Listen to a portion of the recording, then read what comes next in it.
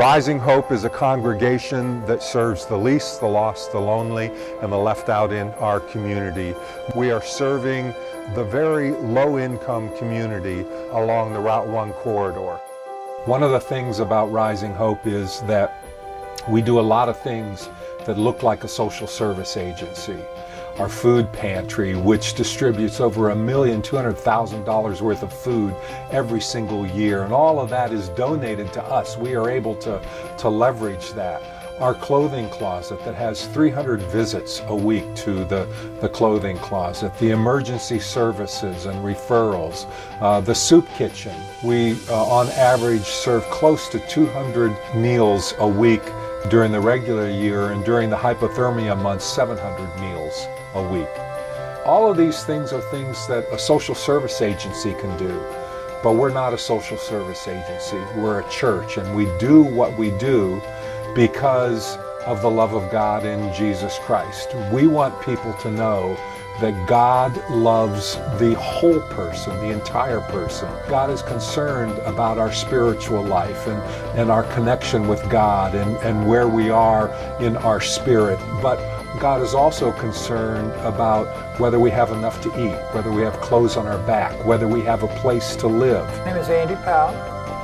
I came to Rising Hope in 2005, but I became homeless in 2002. Living in my van at the time I had it. You know, whatever it takes, the Rising Hope to fill that need. And it's, you know, it makes me proud to be here. It makes me blessed to be here and so grateful to be here. I keep coming back. I just, you know, hey, I love this place. We began supporting our sister Rising Hope around 15 or 20 years ago. We have some people that are there every week delivering food through their food bank. Others sit on various boards to help them in their decision making. Rising Hope is unique because Rising Hope is a church. And when people receive benefit at Rising Hope, they associate it with the bounty that comes from God and the caring of Jesus Christ through his disciples on the ground. My name is Jeff Lasonic, and about 8 years ago, I was in the Kennedy shelter, homeless, no job, and the future looked pretty dim. I had just gotten out of prison after being incarcerated for 20 years. And so life was very uncertain for me at that time. You know, when I heard about Rising Hope, you know, I didn't know what to expect, of course, but I came up here and I was, as I said, I was welcomed, I wasn't judged, I was encouraged.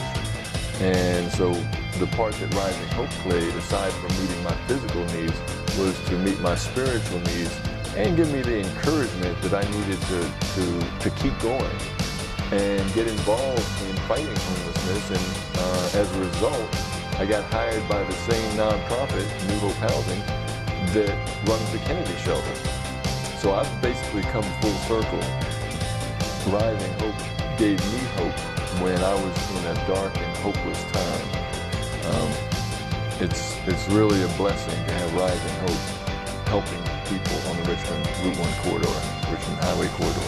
The miracle that is happening here at Rising Hope is that those that we came to share the love of Christ with have found their healing as they begin to share with others the love of Christ. And I think that's what the real ministry is here. It's making disciples of those who have been in need, who have been hurt. I am here due to the fact that I had a fire in 2001 and was displaced.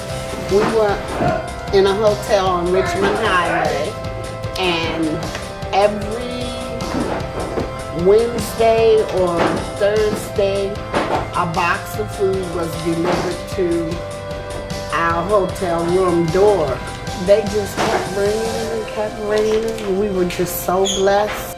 When we moved back into our home, you know, I just often thought about the goodness of the Lord and how he had provided. And I just needed to give back, and I've been volunteering here ever since, wherever they need me.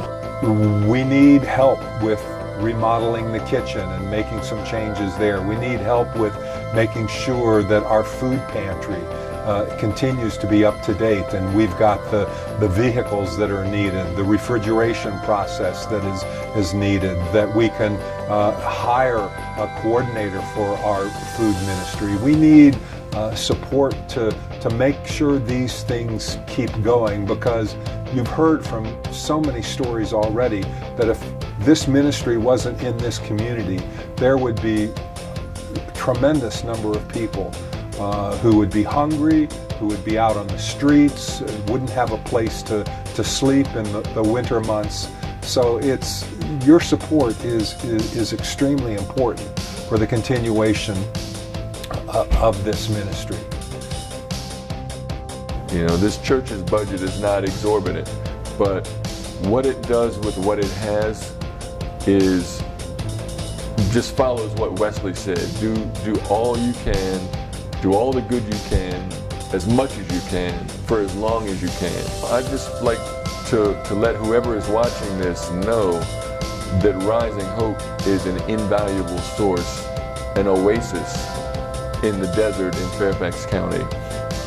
And that, you know, if you are moved by this, come check out Rising Hope, see what they do, get involved. If it's on your heart, make a donation, help out however you can, because this really is doing a fantastic work. Thank you so much. I hope you've seen something here that you want to support, that you want to continue here at Rising Hope.